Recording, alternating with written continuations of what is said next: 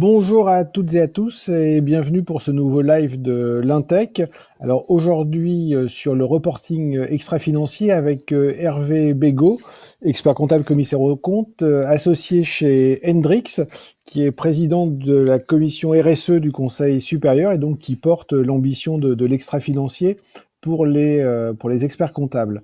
Donc Hervé, peut-être quelques mots et tout d'abord te remercier d'avoir bien voulu participer à cette émission en tant que spécialiste et surtout en tant que praticien de l'extra-financier depuis de nombreuses années, comme conseil d'entreprise depuis de nombreuses années sur ce sujet. Donc, si tu peux nous rappeler un petit peu ton parcours et qu'est-ce qui a fait que tu es venu à travailler sur ce sujet. Merci Hubert, merci surtout pour l'invitation à l'INTEC qu'on connaît tous bien dans notre profession. Comme tu l'as dit, j'ai la chance d'exercer ce métier depuis une petite quinzaine d'années.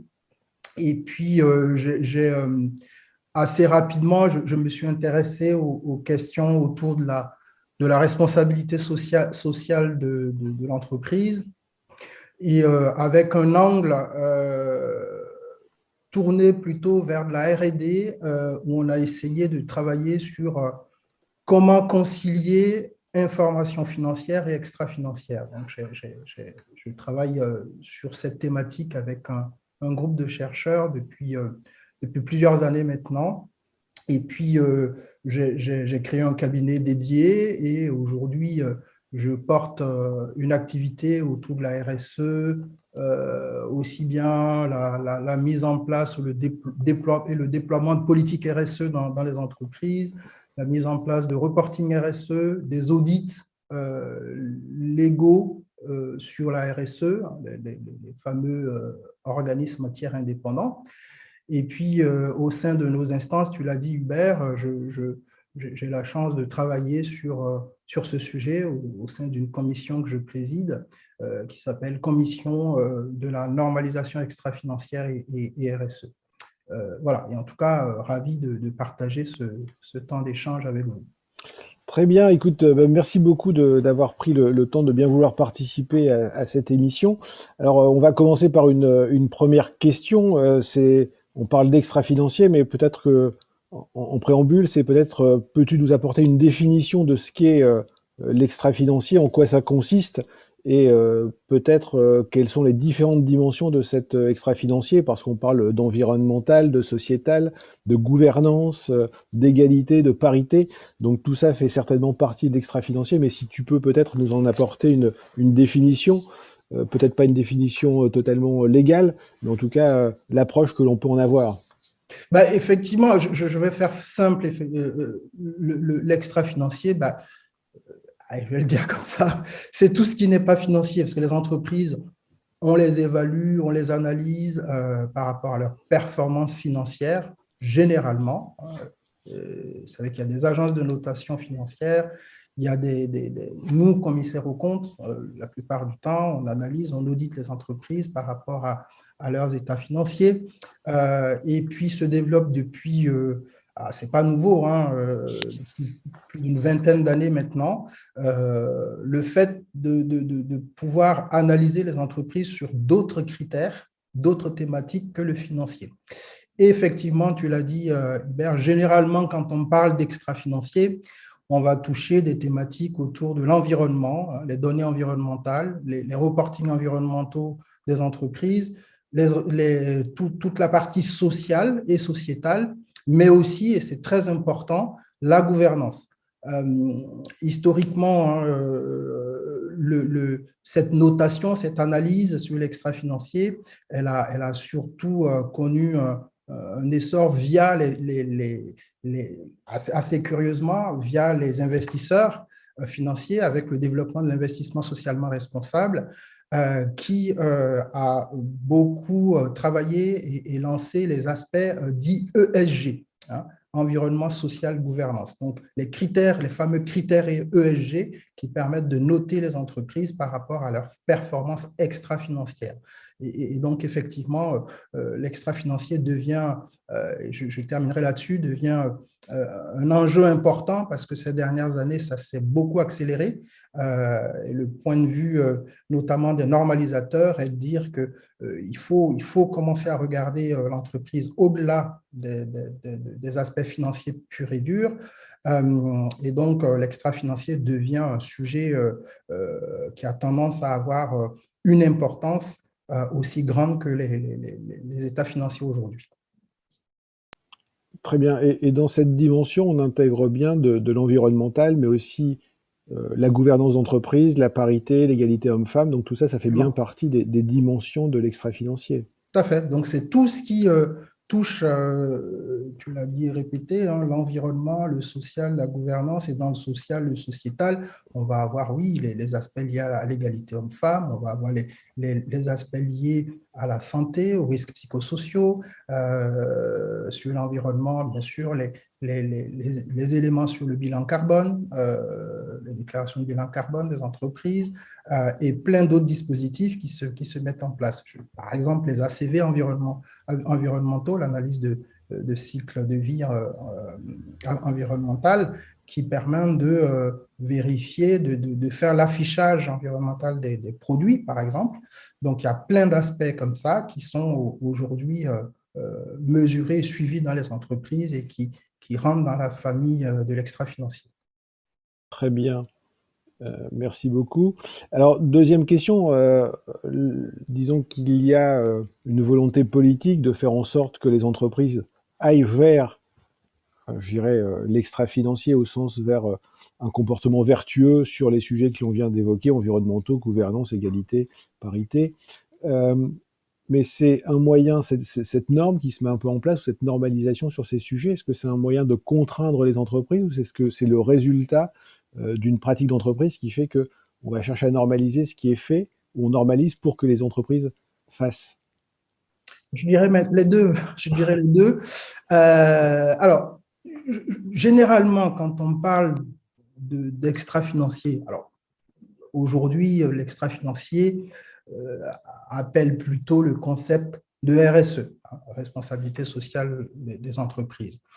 Et cette démarche de RSE, qui a été un peu normalisée au niveau de l'ISO 26000 notamment, un ISO qu'il faut connaître hein, quand on traite de la RSE, qui est autour d'un certain nombre de dimensions, il y en a 7 en tout, qui permet d'analyser la politique de développement durable de l'entreprise.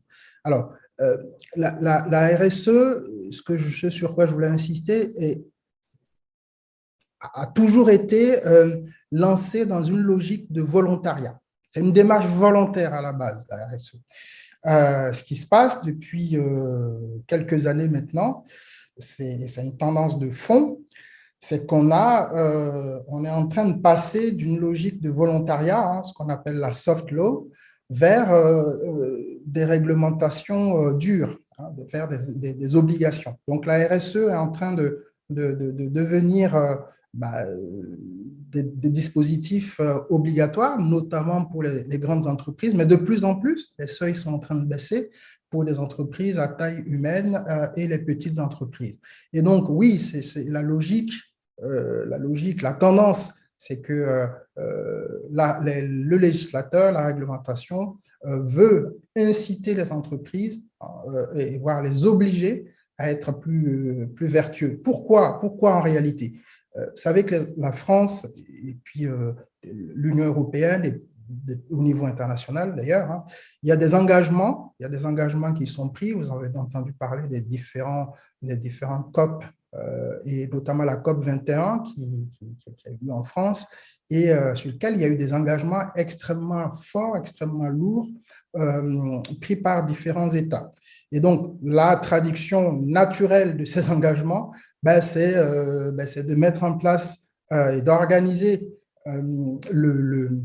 les politiques publiques pour que les acteurs économiques s'y mettent. Donc, vous savez que le volontariat a ses limites, hein, notamment on est en France, on est dans des pays latins, et souvent il faut un tout petit peu pousser les gens à s'y mettre. Et donc, effectivement, on est en train de passer d'une RSE volontaire à une RSE obligatoire de plus en plus, et on va en parler. Il y a un tas de dispositifs qui se mettent en place et qui s'accélèrent aujourd'hui dans les réglementations françaises et européennes d'ailleurs. D'accord, donc naturellement, c'est un outil politique pour contraindre les entreprises à être de plus en plus vertueuses, en tout cas pour inciter celles qui n'ont pas pris le chemin de cette amélioration de leur positionnement dans l'environnement à l'être. Absolument. Alors, le reporting extra-financier, ça existe depuis quand? Parce que c'est pas un concept récent, c'est pas un concept nouveau. Ça fait quand même de nombreuses années que l'on en parle. C'est un petit peu comme l'incorporel ou la valorisation de la capacité intellectuelle de l'entreprise à l'actif sont des sujets dont on parle beaucoup en comptabilité, beaucoup dans notre environnement professionnel. Donc, est-ce que tu peux nous rappeler un petit peu depuis quand ces notions existent et un peu leurs évolutions dans le temps, notamment d'un point de vue peut-être juridique ou normatif? Ouais, ce qui peut être intéressant, c'est de partager une petite slide que j'ai préparée pour illustrer. Alors, si on part à la deuxième page, je vois, alors, je le vois en petit, moi. Je ne sais pas si ça peut apparaître sur l'écran. Enfin, sur l'écran, on le voit en grand, en fait. Voilà. Voilà, parfait. Ça y est, il y avait un temps d'affichage de mon côté, donc c'est très bien. Donc voilà, cette slide résume à peu près, hein, effectivement, ce n'est pas nouveau. Je crois qu'il y en a beaucoup d'étudiants qui nous suivent, sans doute entendu parler de la loi NRE. Donc déjà, en 2001, il y avait un dispositif demandé aux sociétés cotées de pouvoir, dans leur rapport de gestion, intégrer un certain nombre de chapitres sur les données environnementales et sociales. Donc, ce n'est pas nouveau du tout. Et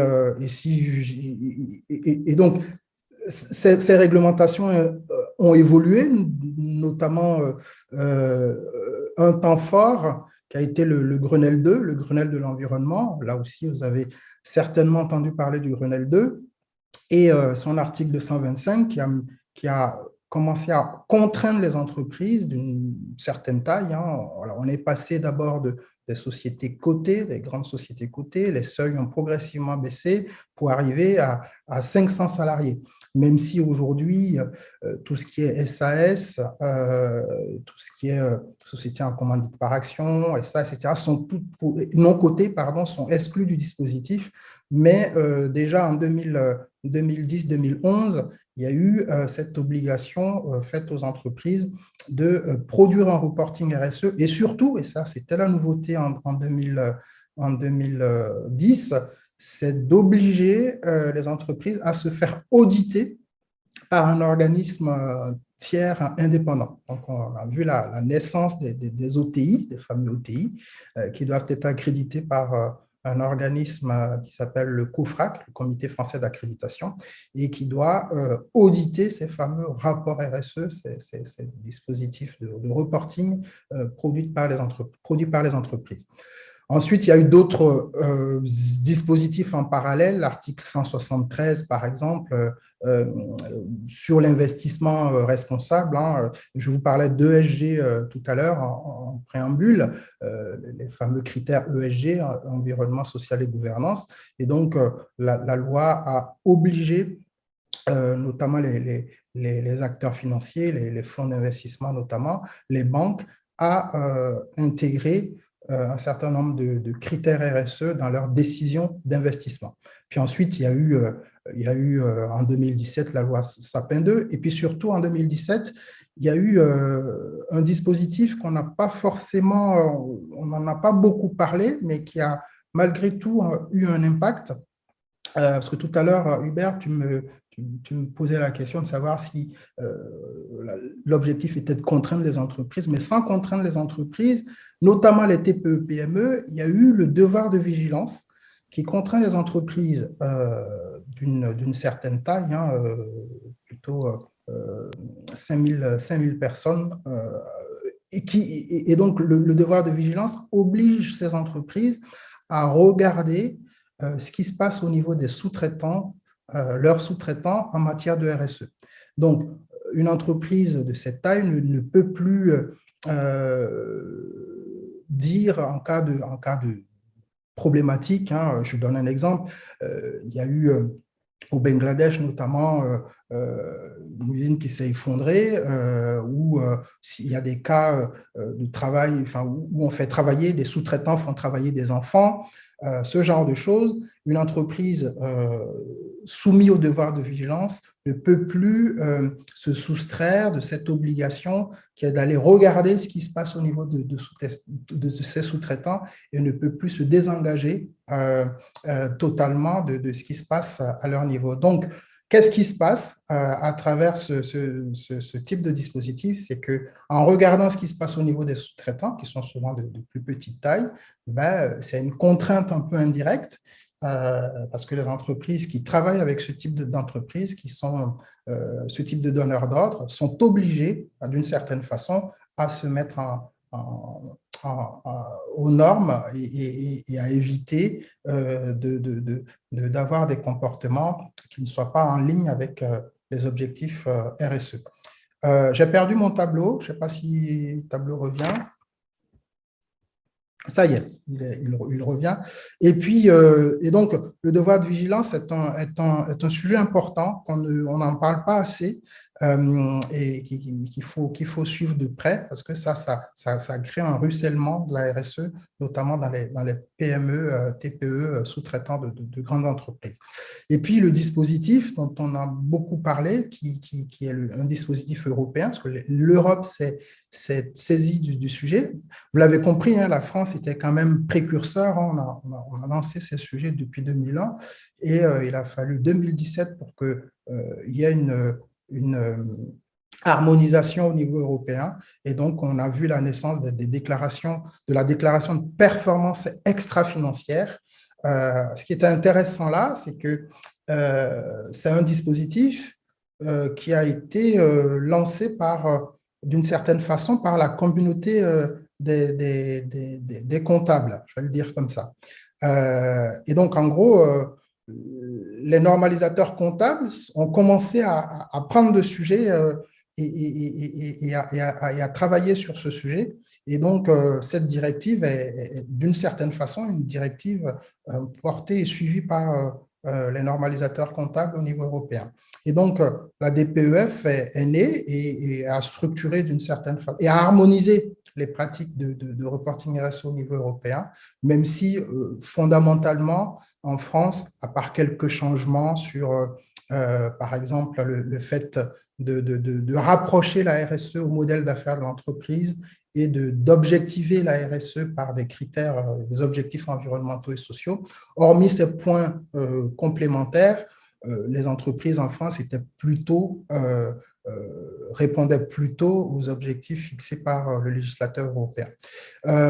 Donc voilà, il y a des évolutions à venir, hein, notamment le CSRD qui est en cours de validation et qui devrait en 2023 devenir la norme de reporting officiel au niveau européen. Voilà ce que je peux en dire, mon cher Hubert, sur ce qui se passe sur ce sujet depuis une vingtaine d'années, effectivement. Voilà, donc c'est une notion, c'est un élément que les entreprises prennent en compte depuis donc une vingtaine d'années, comme tu le disais. Donc c'est quelque chose qui a déjà un petit historique, hein, puisque on va dire que 20 ans, c'est quasiment la période de départ de la mise en place des normes IFRS en Europe. Donc c'est un peu concomitant. Alors je ne sais pas s'il faut y voir une relation de cause à effet, je ne pense pas. Mais en tout cas, c'est deux sujets qui ont peut-être évolué ou qui évoluent en parallèle. Alors peut-être quelque chose qui est très normatif, finalement, les normes IFRS, c'est quelque chose qui l'était moins et qui tend à le devenir, parce que je pense que dans nos entreprises, pour divulguer, informer, on a besoin quand même d'un cadre, et ce cadre est nécessaire pour parler d'éléments qui sont, je dirais, d'autant plus loin de notre culture, puisque on est quand même dans la culture comptable, dans la culture financière. Ce sont des outils qu'on a l'habitude de mesurer, et je dirais dans l'extra-financier, on a peut-être des difficultés à le mesurer parce qu'on a peut-être des difficultés à en rendre compte. Mais ce sont quand même des éléments qui sont tout à fait mesurables. Simplement, la mesure vient souvent d'une culture qui est un petit peu différente de la nôtre, donc ce qui nous donne quelques difficultés. Et si on pouvait faire le parallèle avec la comptabilité, en général, on arrive à très très bien mesurer des éléments tangibles corporels, par exemple, des immobilisations. L'incorporel, c'est déjà un peu plus compliqué, et le financier, c'est vite obscur, parce que les éléments à mesurer sont particulièrement complexes à appréhender. Et je dirais que sur l'extra-financier, on est peut-être aussi sur des sujets comme cela, c'est que parfois c'est assez complexe à appréhender, et donc c'est plus, alors je ne vais pas parler des éléments de gouvernance ou de parité, mais des éléments, je dirais, qui seraient plutôt environnementaux, qui sont plutôt dans la culture de l'ingénieur finalement. Et donc c'est ce lien-là qu'il faut certainement faire, et c'est peut-être à s'acculturer aussi sur ces sujets-là pour pouvoir faire de nouvelles missions. Tout à fait. Mais peut-être pour compléter ce que tu dis, Hubert, je partage complètement. Euh, euh, mais il y a un point quand même au niveau de notre profession qui est que, enfin, on a un avantage euh, je veux dire, concurrentiel d'une certaine façon sur ces sujets. Parce que finalement, ce qu'on cherche à mesurer dans l'extra-financier, c'est un certain nombre de données qui sont disponibles, mais qui aujourd'hui ne sont pas suivies, ne sont pas tracées. Donc, il faut distinguer. Je prends un exemple. Quand une entreprise mesure le niveau de pollution de l'eau ou des sols, effectivement, ce n'est pas à des comptables, à des financiers, d'aller opérer ce type de mesure de l'eau, de la pollution de l'eau, la pollution des sols, de l'air, etc. Par contre, pour enregistrer le résultat de ces mesures, les tracer, les suivre, voire les auditer, les justifier, il faut un système d'information. Au même titre que la matière financière, il faut un système d'information qui circule, qui fait circuler ces données-là dans l'entreprise. Et c'est là où nous, on a me semble-t-il, un avantage sur les autres parce qu'on a une très bonne connaissance du système d'information de l'entreprise. Et simplement, je prends un exemple, quand on achète de la matière première, il faut lire le montant en euros, mais il faut tout de suite penser à lire et enregistrer la quantité achetée. La quantité de matière achetée, la catégorie de matières premières achetées. Voilà. Donc, va se développer de plus en plus une espèce de comptabilité non financière, de comptabilité matière qui va enregistrer et tracer ces données-là. Et là, on a un vrai rôle à jouer, et en lien, bien sûr, même si parfois, je suis complètement d'accord avec toi, il faut avoir un profil, d'abord une bonne connaissance des aspects RSE, à minima, il y a des formations sur le marché, et puis, pourquoi pas, dans les équipes, intégrer quelques profils ingénieurs pour aider à parfois expliquer et faire le lien, justement, entre les praticiens, les techniciens, ceux qui mesurent les données physiques et justement les fameux systèmes d'information. Je me permets ce complément-là parce que c'est important, parce que c'est pour ça que c'est bien que la profession s'y intéresse, prenne le sujet, parce qu'il y a un vrai travail à faire au niveau des systèmes d'information. Très bien. Écoute, c'est très très clair. Alors, bon, on voit bien qu'il y a un cadre, je dirais quand même juridique, qui s'impose aux entreprises, mais ça laisse quand même le sentiment que ça s'impose surtout aux grandes entreprises aujourd'hui, et que les TPE, PME, qui constituent notamment en France quand même une part assez importante des entreprises, ne sont pas, en tout cas, concernées par la norme en tant que telle, elles ne le sont pas concernées directement.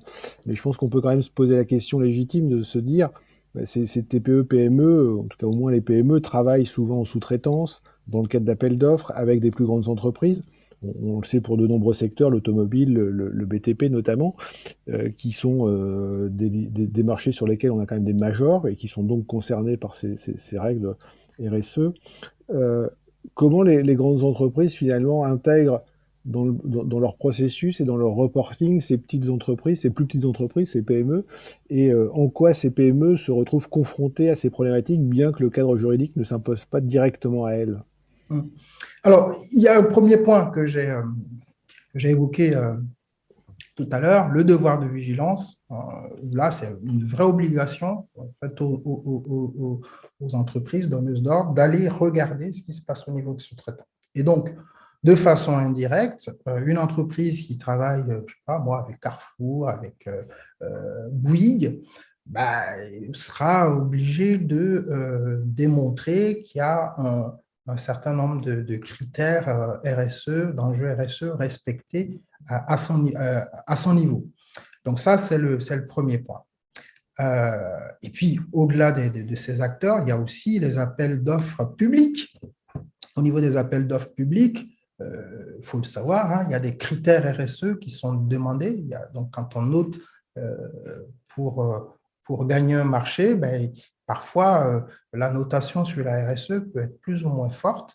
À titre d'exemple, j'ai moi répondu à un appel d'offres pour les Jeux olympiques. Il y avait des critères RSE très, très poussés. Et si vous n'aviez pas mis en place un certain nombre de dispositifs,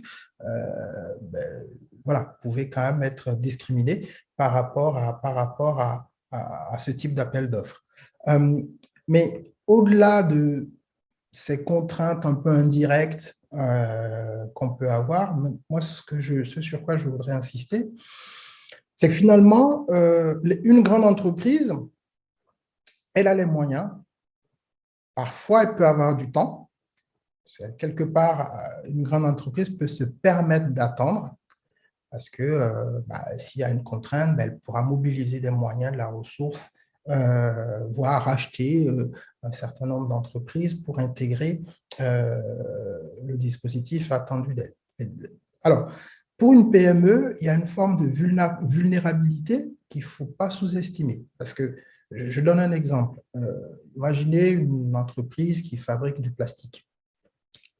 Et puis tout d'un coup, vous avez une loi sur l'économie circulaire qui interdit un certain nombre de plastiques non dégradables, enfin, où on demande de changer des process de fabrication. Alors, pour une PME, ça peut être très compliqué de se mettre à niveau, même si souvent ces dispositifs, on donne du temps, hein, 2-3 ans, mais 2-3 ans, c'est court pour une PME. Et donc, moi, ce que je dis à mes clients PME, TPE, c'est attention, au-delà de la RSE, un peu, enfin, c'est un sujet qui est un peu galvaudé, hein, où c'est un peu l'éthique des affaires, on a tendance à mésestimer toute la partie liée au modèle économique de l'entreprise qui peut rapidement se retrouver confronté à des enjeux compliqués. Et donc, s'il faut changer un process de fabrication en 1 an, en 2 ans, parce que la réglementation vous incite à le faire, on ne vous demande pas directement d'être RSE, il n'y a pas une obligation RSE sur vous, mais ce type de petit dispositif peut venir toucher le modèle économique de l'entreprise et créer pas mal de soucis et de dégâts si nos entrepreneurs ne sont pas vigilants. Donc, c'est plutôt ça, moi, qui me fait souvent peur pour les TPE-PME, c'est cette vulnérabilité qu'elles ont face à ces évolutions réglementaires. Au-delà des évolutions réglementaires, d'ailleurs, c'est ce qui se passe au niveau des comportements. On est tous consommateurs ici. Et puis, quand on va au supermarché, on voit bien hein, la taille des rayons bio. Alors, ça peut faire sourire, mais c'est quand même un sujet. Et derrière tout ça, c'est des gens qui fabriquent, c'est des gens qui livrent.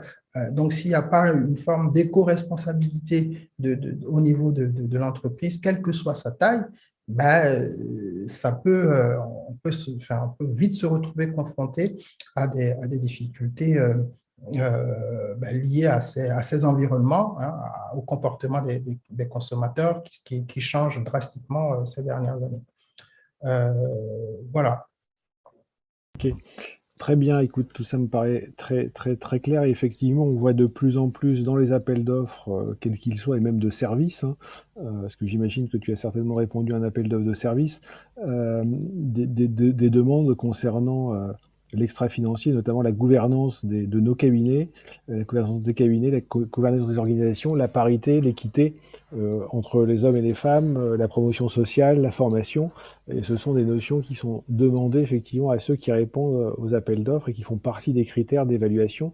C'est plus seulement le fait de savoir si on va se déplacer en transport en commun ou en véhicule à moteur diesel, ou, voilà, ou si on va utiliser du papier recyclé, ou si on ne va plus imprimer. On est vraiment maintenant sur des problématiques bien plus structurantes, je dirais.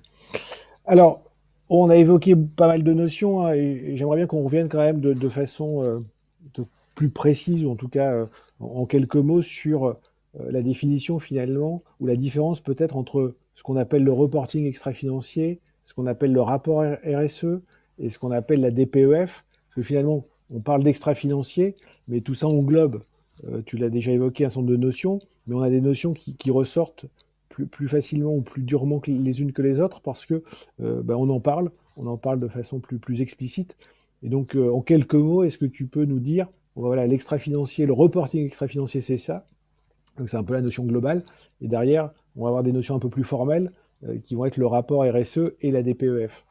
Tout à fait. Effectivement, l'extra-financier, on l'a défini au début, c'est quand même plus large, hein, c'est tout ce qui n'est pas financier, tous les critères, même si, euh, grosso modo, on va retrouver des enjeux RSE autour de l'extra-financier. Et puis, le distinguo qu'on peut faire entre rapport RSE et DPEF, c'est ça qui est intéressant. Le rapport RSE, je dirais que c'est un rapport, c'est un peu les rapports développement durable qu'on a vus dans les grandes entreprises et qui ne sont pas structurés. Enfin, je veux dire, c'est que il y a oui, c'est le volontariat, hein, le fameux rapport volontaire qui toute entreprise peut faire un rapport, hein, pour raconter un peu la belle histoire autour de ce qu'elle fait en matière environnementale, en matière d'éthique des affaires, en matière sociale, en matière de gouvernance. Et donc, il n'y a pas une structure demandée par un dispositif réglementaire. Et la DPEF, pour le coup, est une obligation réglementaire, et donc c'est la déclaration de performance extra-financière, donc c'est le rapport RSE d'une certaine façon réglementaire, où là, par contre, on demande clairement qu'il figure un certain nombre de chapitres, hein, par exemple, d'avoir fait une analyse de risque, une analyse de matérialité, de mettre des indicateurs, de les objectiver, de pouvoir mettre les résultats des politiques RSE, alors définir bien sûr la politique RSE, mettre les résultats de ces politiques RSE, et puis le structurer d'une façon intelligible, lisible et auditable, parce que, je vous l'ai dit en préambule, la DPEF doit être auditée par un organisme tiers indépendant. Et donc, pour résumer, l'extra-financier, effectivement, c'est le chapeau, très large. Le reporting, le rapport RSE, c'est aussi large, mais qui est finalement un reporting volontaire, ou qui n'est pas structuré, qui n'est pas, où il n'y a pas une attente réglementaire par rapport à la façon de le présenter, de le formaliser. Et puis la DPEF, qui par contre est un dispositif normé. Alors, on ne va pas jusqu'à demander aux entreprises, alors c'était le cas pour l'article 225, où on listait une quarantaine d'indicateurs pour les sociétés cotées, enfin 40 indicateurs pour les sociétés cotées et 29 pour les non cotées, mais avec la DPEF, on a enlevé cette obligation de renseigner 40 indicateurs, on a laissé une certaine liberté, une certaine souplesse aux entreprises. Par contre, ce qu'on demande, c'est que l'entreprise explique son modèle d'affaires et en quoi, quels sont les enjeux RSE liés à ce modèle d'affaires, et faire une analyse de risque, une analyse de matérialité, et donc ils vont en découler un certain nombre d'indicateurs qu'elle va pour le coup choisir et laisser à la discrétion, à la sagacité des auditeurs qui vont pouvoir challenger les indicateurs présentés et produits. Voilà. Les éléments, si je comprends bien, de réponse que tu apportes, hein, par rapport à des questionnements qui seraient sur est-ce qu'il existe une marge de manœuvre en matière de reporting pour les entreprises, est-ce que ces indicateurs sont définis, sont-ils normés ou vont-ils être normés? Alors peut-être que tu pourras répondre sur la partie vont-ils être normés, puisqu'il y a des travaux européens notamment sur le sujet. Alors je ne sais pas si c'est vraiment sur la normalisation des indicateurs, mais en tout cas c'est sur le reporting extra-financier, puisque le président de l'autorité des normes comptables conduit un groupe de travail à l'EFRAG hein, sur le sujet au niveau européen. Patrick de Cambourg en est la tête, le chef de file, pardon. Donc finalement, ces indicateurs ont été assez bien définis. Tu parlais de 41 indicateurs, mais finalement, aujourd'hui, ça se définit plutôt au travers d'un modèle d'affaires et à l'entreprise de choisir les indicateurs les plus pertinents pour rendre Voilà, compte de son modèle d'affaires au regard de l'extra-financier. c'est ça, c'est ce qui se passe au niveau de la DPEF, mais tu l'as dit, il y a un groupe de travail en cours pour la- l'évolution de la DPEF, hein, qui va s'appeler le Corporate Social, le CSRD, j'oublie le CSRD, donc le Sustainability Reporting Disclosure. Donc le CSRD ben, va probablement, et c'est un peu les informations qu'on a hein, autour de ce qui est dit dans ce groupe de travail, il va probablement y avoir quelques thématiques qui vont être imposées. Alors, je le dis en prenant des précautions, mais il me semble qu'il n'y aura pas une liste d'indicateurs à la Prévert qui serait demandée comme ça a pu être fait dans le passé, notamment avec l'article 225.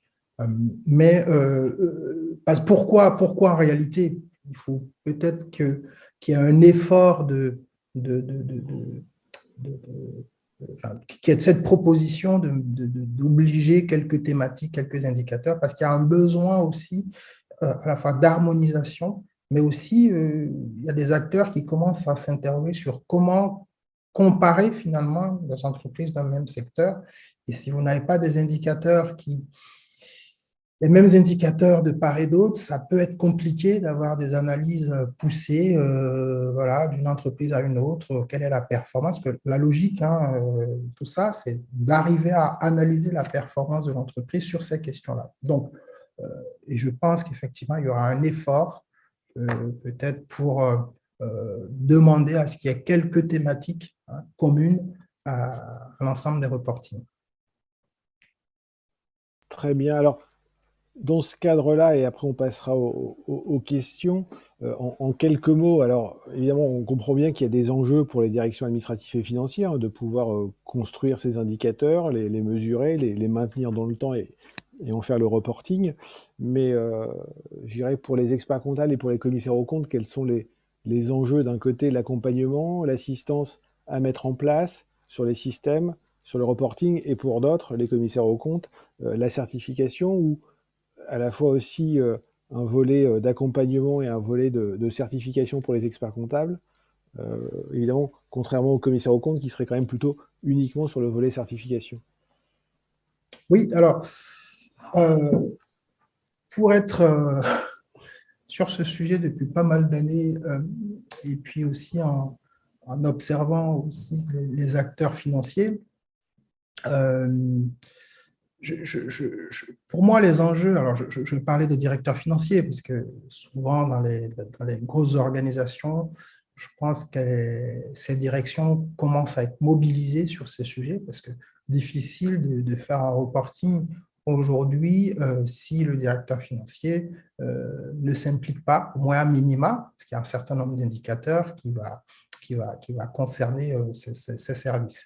Donc ça, c'est le premier point. Donc il y a un enjeu directeur financier qui est de plus en plus fort, de plus en plus prégnant.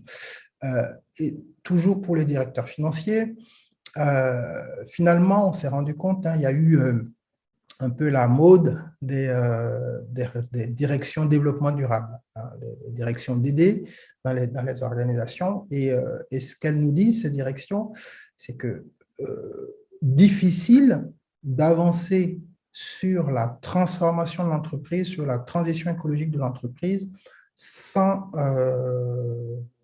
l'implication du directeur financier. En clair, si le directeur financier ne s'implique pas, n'est pas quelque part, n'est pas sponsor de ces questions-là, le sujet avance peu parce que très souvent, derrière toutes ces ambitions, il y a quand même une logique financière aussi, hein, parce que transformer une entreprise, faire de la transition écologique, c'est aussi des enjeux financiers pour lesquels c'est très important que les directeurs, les DAF s'impliquent.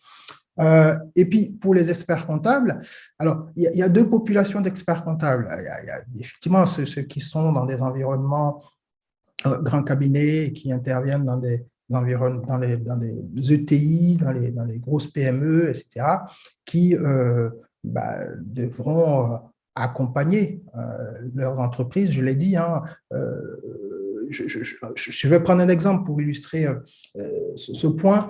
Car quand vous prenez la réalisation d'un bilan carbone, moi je l'ai beaucoup observé parce que je fais des bilans carbone depuis 2010. On se rend compte que pour alimenter un bilan carbone, 70 à 80% de la donnée est disponible soit dans la comptabilité, soit autour de la comptabilité. Et je parle de la comptabilité financière classique. Vous voyez, donc, et pourtant, on parle de la réalisation d'un bilan carbone. Parce qu'on va vous demander, par exemple, le montant des amortissements, le montant des immobilisations, pardon. On va vous demander un certain nombre de la quantité de matière consommée avec des catégories. On va vous demander la consommation de carburant. Et puis nous, c'est très facile pour nous d'aller chercher ces données-là par rapport à des acteurs qui ne connaissent pas bien l'environnement des entreprises, le système d'information des entreprises. Et donc, je pense qu'il y a un enjeu, je l'ai dit, hein, pour les professionnels du chiffre, de rentrer dans ce sujet-là par ce biais, système d'information, production de données, analyse de la donnée, sécurisation de la donnée, audit de la donnée. Et j'en viens au commissaire aux comptes qui, pour eux, clairement, il y a un marché. D'abord parce qu'il y a cet audit réglementaire autour de la DPEF, demain sur l'audit du CSRD, donc le commissaire aux comptes est pleinement impliqué. Et puis, au-delà de tout ça, moi, je vois un enjeu extrêmement important, un sujet qu'on n'a peut-être pas évoqué, le sujet de la taxonomie verte européenne. Je ne sais pas si vous connaissez ce dispositif européen qui est déjà, depuis 2021, c'est une obligation pour les entreprises qui font plus de 250 salariés. Vous voyez, quand même, les seuils baissent. Et la taxonomie verte européenne dit quoi en réalité? C'est de pouvoir, en utilisant les comptes, en utilisant un certain nombre d'informations, pouvoir expliquer aux lecteurs de ces reportings la part verte des activités. Hein. Donc, en gros, vous prenez vos investissements, vous expliquez quelle est la part verte de vos investissements, quelle est la part verte de votre chiffre d'affaires, quelle est la part verte d'un certain nombre de dépenses, etc. etc. Donc, ça va obliger les financiers dans les organisations, les experts comptables qui accompagnent ce type de structure, à regarder ce que ça veut dire. C'est quoi la part verte d'un investissement? Donc, ça va être un chantier pour la profession dans les mois, dans les années à venir. Et puis enfin, je terminerai là-dessus, il y a une tendance aujourd'hui, et c'est d'ailleurs comme ça qu'est née la taxonomie verte européenne, il y a une tendance à un rapprochement entre données financières et extra-financières. Parce que je fais partie de ceux qui militent pour qu'il y ait cette évolution. Parce que c'est toujours difficile d'analyser une entreprise. On parle beaucoup de performance globale. La performance globale, c'est l'idée de dire qu'on analyse l'entreprise sur l'ensemble des aspects, à la fois les aspects RSE, mais aussi les aspects financiers. Simplement, quand vous avez d'un côté une batterie d'indicateurs RSE, de l'autre une batterie d'indicateurs financiers, c'est difficile pour un dirigeant, pour un décideur, de prendre des décisions en regardant des aspects qui ne sont pas forcément liés. Donc, l'idée est de dire, et c'est ce que lance la taxonomie, c'est le mouvement que lance la taxonomie verte, c'est de dire qu'on met la RSE finalement dans le financier pour avoir une lecture plus directe et plus globale. Et donc, le fait de dire on présente la part verte des investissements, par exemple, là, on a un vrai sujet. Hein, et on peut voir d'une entreprise à une autre, qui a avancé sur la transition écologique, où en est telle ou telle entreprise par rapport à la transition écologique. Et donc, moi, je milite pour qu'il y ait une comptabilité intégrée, c'est-à-dire une comptabilité financière qui est revisitée, qui intègre les enjeux du développement durable, les enjeux RSE, pour avoir l'ensemble de ce dont on est en train de parler depuis tout à l'heure, qui soit présenté dans la comptabilité financière classique. D'une certaine façon, verdir la comptabilité financière classique et éviter de faire voilà, ce distinguo financier extra-financier qui, au bout d'un moment, n'a plus me semble-t-il, ne sera pas pertinent pour analyser le modèle d'affaires des entreprises.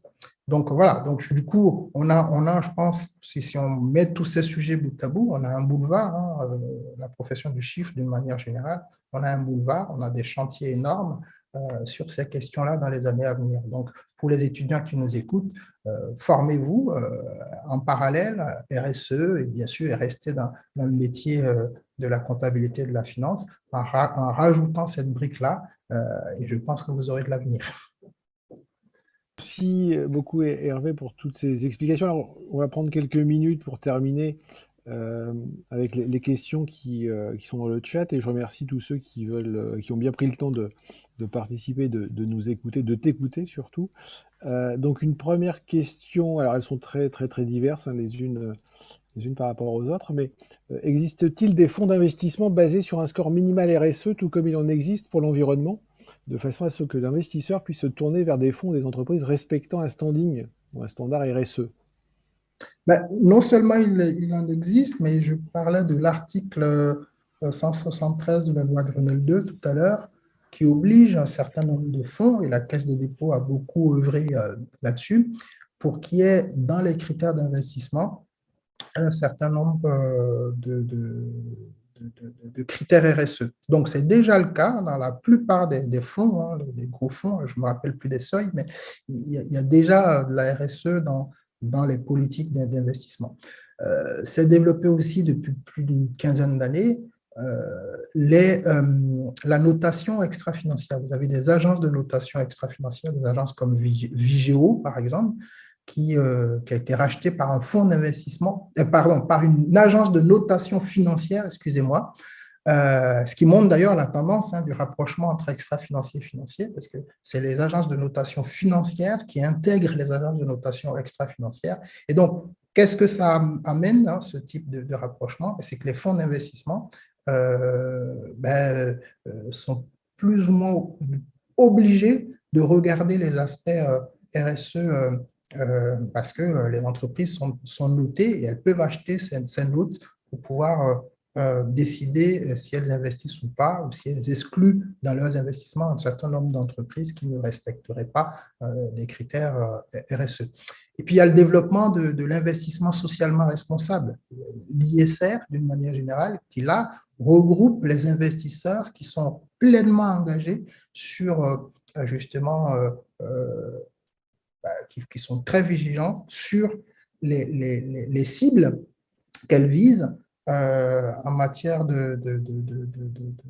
d'investissement et qui intègrent de facto un certain nombre de critères RSE dans les décisions d'investissement. Donc oui, la question qui a été posée, ben, c'est la réponse oui, effectivement, il y a pas mal de fonds qui commencent à intégrer, d'autres qui ont l'obligation, et puis les plus petits qui commencent à intégrer ces aspects-là, parce que c'est une évolution naturelle, notamment par rapport aux aspects risques, parce que quand on investit, on analyse le risque lié à l'investissement. Et clairement, aujourd'hui, la RSE fait partie des aspects risques qu'il faut regarder, parce qu'une entreprise qui ne serait pas dans les clous au niveau d'un certain nombre de sujets environnementaux et sociaux, ben, c'est aussi un risque d'investissement que l'investisseur prend s'il néglige ces aspects-là.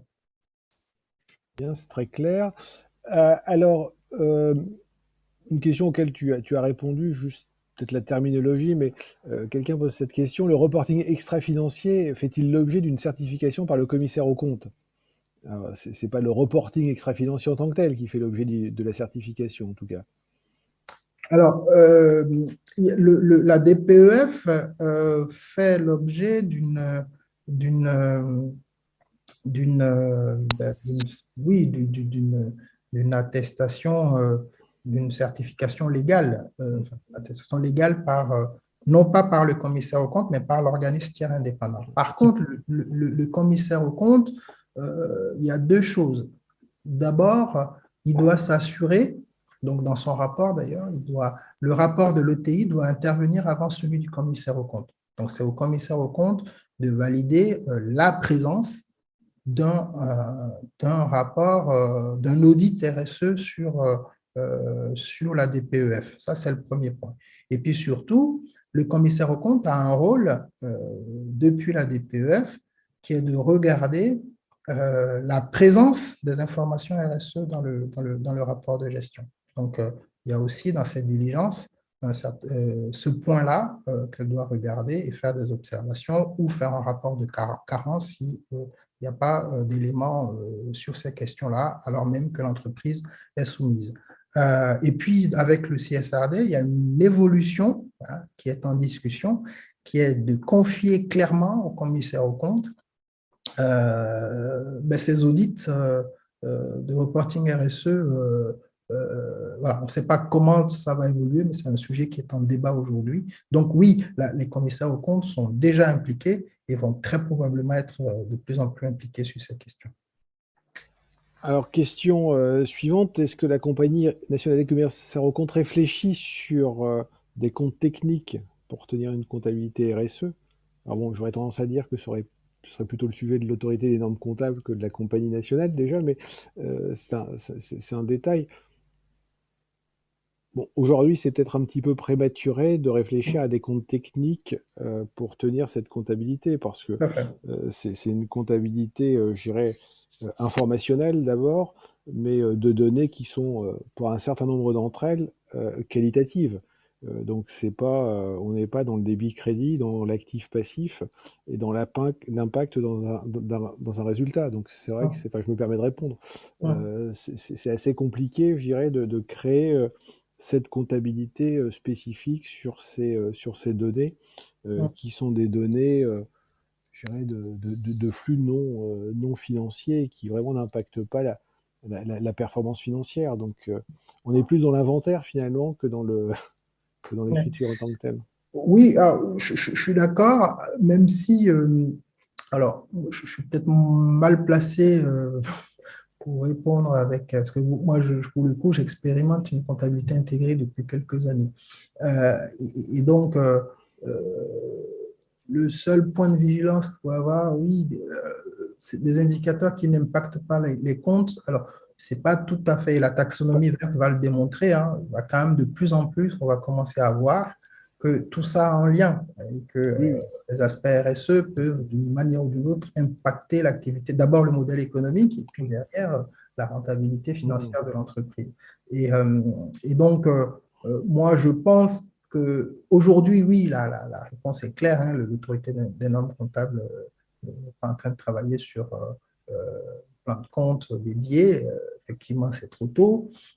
Il y a des comptabilités comme le modèle CARE ou d'autres avec Audencia qui expérimentent ce type de comptabilité aujourd'hui, mais on est encore dans des phases d'expérimentation et voilà, en espérant qu'à un moment donné, les normalisateurs vont se saisir du sujet et regarder ce qu'il est possible de faire ou non. Disons qu'une des problématiques est que la comptabilité, je dirais, classique, traditionnelle, financière, mesure quand même une performance d'impact immédiat.